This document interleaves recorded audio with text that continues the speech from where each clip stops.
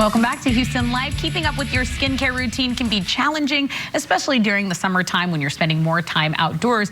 But how do you protect yourself from that scorching sun and prevent burns, blisters, and maybe even a surprise zit or two from all that sweat? Here to help us keep our skin flawless and glowing, one of my favorites, dermatologist Dr. Sherry Ingraham. Hi. Welcome back to Studio B. Thank you. You know sunblock is my love language, so this is like the holy grail. No, we're a great couple because there's nothing I love preaching more than about sunscreen, and we're so lucky because we're in this era where there's something for everyone. Absolutely, and it's so important for people to use this. I mean, this is a daily thing during this summertime heat. You shouldn't be walking out of the door. Absolutely. The sun is too intense, so sunscreen basics. This is Sunscreen 101 over here. You can get these, if not all of them, most of them at your grocery store, at your drugstore. There's something for everyone, but I always tell patients, you know, what you want to look for is UVA and UVB blocking on there. And theoretically, zinc or titanium, which are physical blocks, are a little bit more durable in the sun, but you want something that's water resistant, but you still want to reapply every 2 hours. And that's one of the things people forget to do and get burned. Absolutely. And it's hard because when you're having fun swimming in the water, you're like, okay, well, I'm in the water, I feel good, but you do need to reapply. How often should you reapply?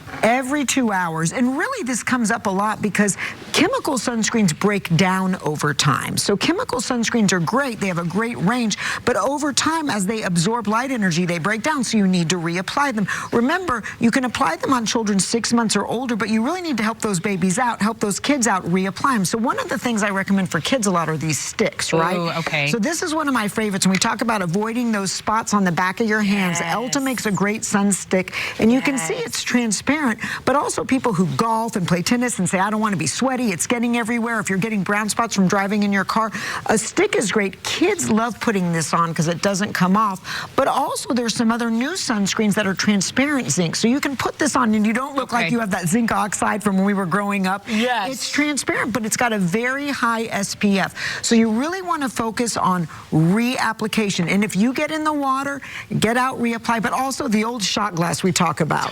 Take your shot, have a shot. Take your shot. You need 2 ounces of sunscreen, which is a pretty normal size shot glass to cover your entire body. And that's one thing I see people doing a lot is under applying. So you really want to put a good coating on.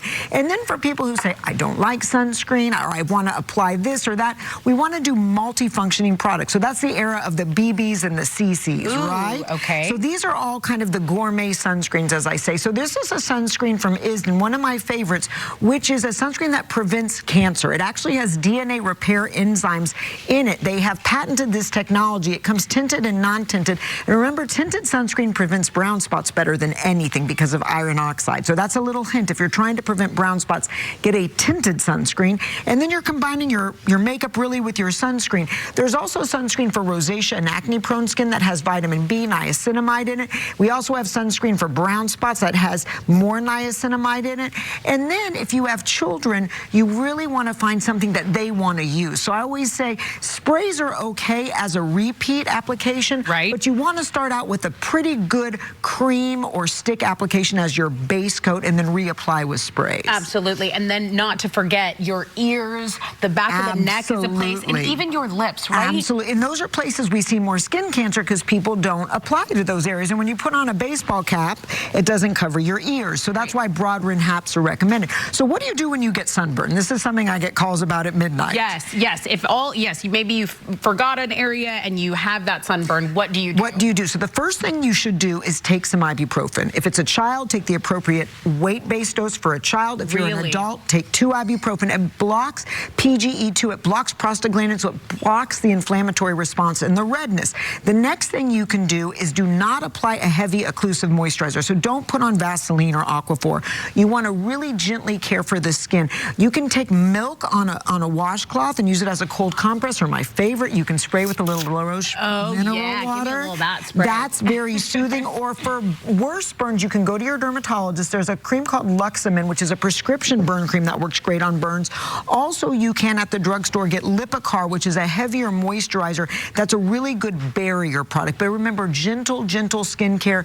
Get that ibuprofen right away. Okay, aloe vera included in there? Aloe vera too, but you have to be, some people are allergic to aloe vera, so I always say ibuprofen, milk, and cool compress. stresses, better. But if you're out in the wilderness and you see some aloe vera you want to put on, it's okay. But a lot of aloe vera products can be allergenic, so be careful with the aloe vera. Oh my gosh, those are such good hacks. See, I learned something new with you every time. The ibuprofen and then the milk. Those are new to me. Whole milk on a washcloth is very soothing to the skin. And then one of the things I'm seeing every day now is everyone's coming me or texting me pictures at night and saying, what is this? I got bitten and it's blowing up. Like a bug bite? Yes. So with all this rain, lots of mosquitoes. Yes, and people are in the wilderness too. So what do we do to prevent? You want really 3 products. You want picaridin, DEET, or oil of lemon eucalyptus. Okay. Picaridin and DEET off now makes these. They can be used on children 2 months of age and older. Okay. So don't be afraid. And the biggest question I get asked is, well, what should I buy a combination product with sunscreen?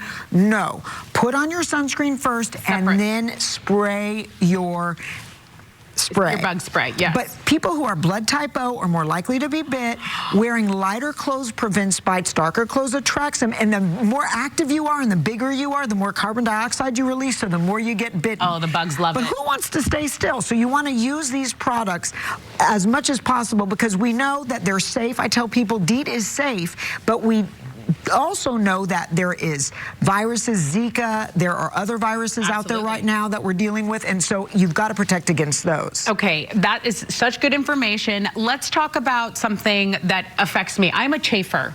When that heat and that sweat partner up, I'm like, okay, where am I going to get my rash today? Because it's always something. What can people do to kind of prevent that? I get asked this all the time. It's all about barrier, barrier, barrier in cool clothing. So if you're running around in spandex and you've got your little Lululemon top on and you're at the gym, the minute you get home, take it off. Let the skin breathe. If you can walk around in a nightgown when you're home and just let the skin breathe, or go whatever you need to do to let that skin breathe. In your own home. There you go. Stay away from open windows. Yes. The comedians can run free with this advice as much as you like today.